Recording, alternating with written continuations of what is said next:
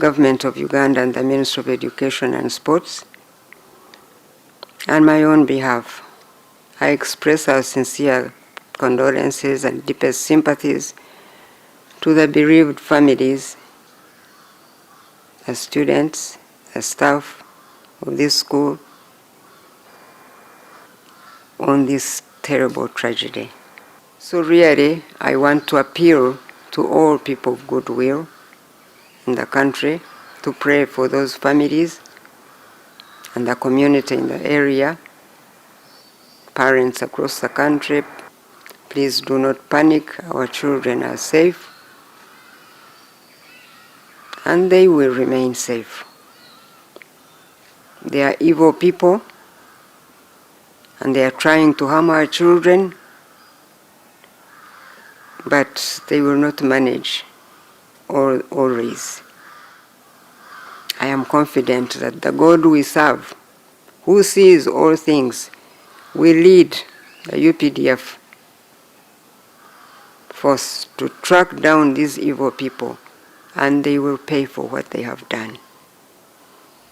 I have no doubt in my mind that they will be found and they will pay for what they have done.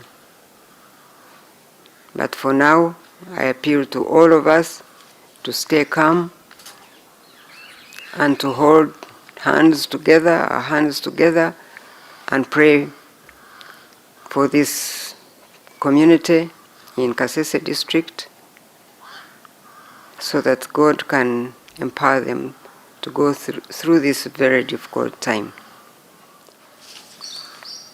This school is a private school. Apparently, it was built by an NGO led by somebody called Peter Hunter. This Peter Hunter is a Canadian. He works both in DRC and Uganda. I'm the UPDF Division Commander for Mountain Division and also the Commander for Operation Shuja. As you may know, Operation Shuja was begun on the 30th of November 2021. And since then, we've been in parts of Eastern Congo, in the Ituri region and the Northern Kivu. In parts of the Ituri, to the west of Erengeti, the ADF was totally annihilated and they got finished. They shifted down, currently finished, but all we know is that they have shifted. And what happens is that every time we put the ADF under a huge pressure, what they do, they try to pull us back to our rear to see if we can divert our forces that are on their heels to come back and handle the situation. And what they do, they come in very small numbers, 5, 10, come and do such mayhem, kill, maim, rob, and they go back. And in so doing, they think they'll divert us. This time in this place here in Ruvirira Mponde Secondary School, they came last night at around 11 o'clock, between 11 and midnight, probably between 5 to 10, with some 3 guns. They came to this school, Mponde Ruvirira Secondary School, which is a very small school, an NGO school, funded by a Canadian NGO, with a population of 63 students, 20 boys in one dormitory, almost 27 boys in one dormitory, and around 28 girls in one dormitory. They reached to the security, held him up, and shot him in the head. As the boys tried to do commotion to check on what was happening outside, the boys went to the doors in their dormitory, which was actually locked. They tried to lock the dormitories behind them so that these guys would not come in. So what these guys did, picked some petrol in a bottle and threw the window, the glass windows, and threw inside, and the petrol exploded and the mattresses caught fire.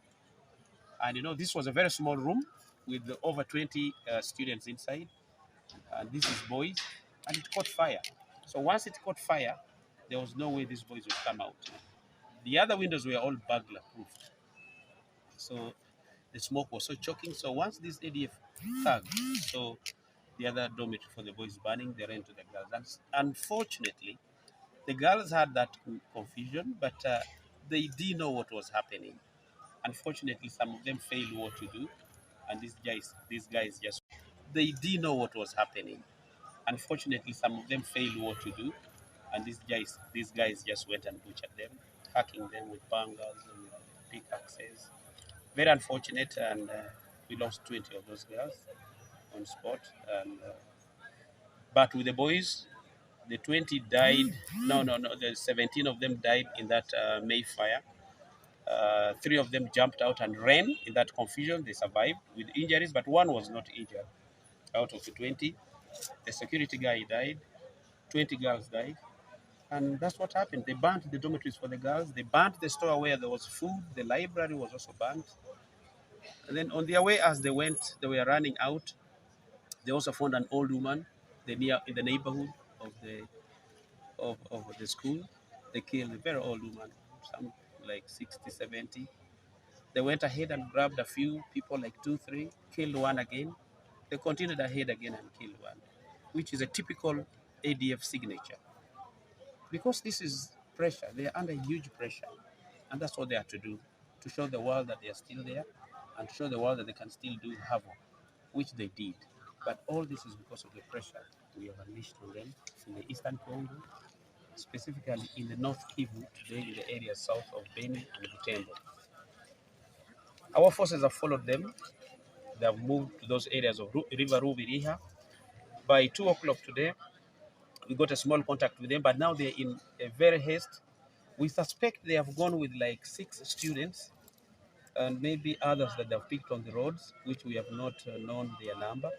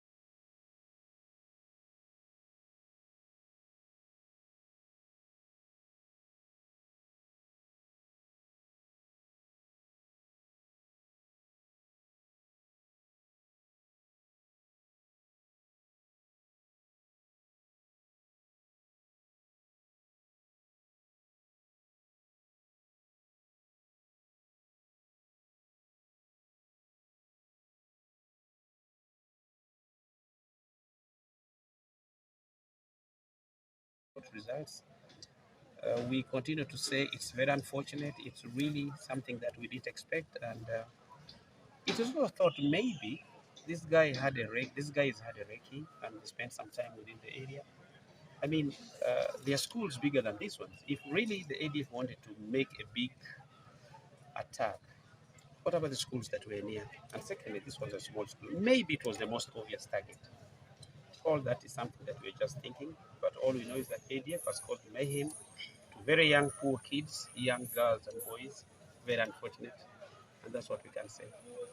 So far, as far as I'm concerned, we haven't arrested anybody related to this incident. But of course, a number of people have been arrested, but suspects, and police is doing so. We have not connected or related the arrests to this current ADF operation, but information and intelligence will come and give us eventually who they are, whether they are part of this or not. But that's one person, but we shall get to know. And what is your message to the public? What should they expect? The public, the message is they must be very vigilant. You see, security begins by you yourself. And I want to assure Ugandans that the UPDF may not be everywhere. Even here within Kasese and Pondo, we cannot really deploy anywhere. The nearest deployment to this place of UPDF was almost 3 kilometers away. The other farthest was 7 kilometers away from this Pondwe Rubiria secondary school. Now, security is all about who you see in a place and you don't understand who she or he is. If you don't report such a person, then such happens. So I think security begins with each and every individual in this life. Time that the ADF is crossing into Uganda to do that. You remember what happened in Kichwamba. You remember what happened in Toroko. In Toroka, it was interesting. They caught us. They came in the proper time where it was time that the army is always ready. But this one was in a place that we didn't expect, near Mpondwe, very near Mpondwe, and nobody would suspect this. But it's the borders. The borders are so porous. These guys can cross anywhere. And the UPDF doesn't deploy in every single point of these borders, no. Police itself, police may not also deploy everywhere. It's just the porous borders that has caused all. Huyo kijana iko mumu. Alipoonyesha shule, yeye akaenda. Akajua wasichana wanalala wapi, wa vijana wanalala wapi. Ndio kuhakikisha wanakuja wanafunga mlango ya vijana. Watoto wa vijana walijaribu sana kupigana. Lakini nguvu ikawashinda, yani walikuwa wamewakisha mattress na moto. Kwa wasichana walikuta mlango iko wazi, ndio kuua na kukatakata. So ilikuwa ngumu, wamechukua wengine wachache. Lakini chenye nataka kuambia kila mtu akuwe macho. RDC amesema government ya Uganda na Kongo inatengeneza barabara kutoka Kasese hadi wapi? Beni. Ili nyinyi mfanye nini? Biashara. Tunaelewana? Kama kuna mtu ambao hamuelewi, ameonekana, huyo mtu ashikwe. Na naomba sana, tafuteni wa vijana gani ambao walielekeza ADF kuja hapa.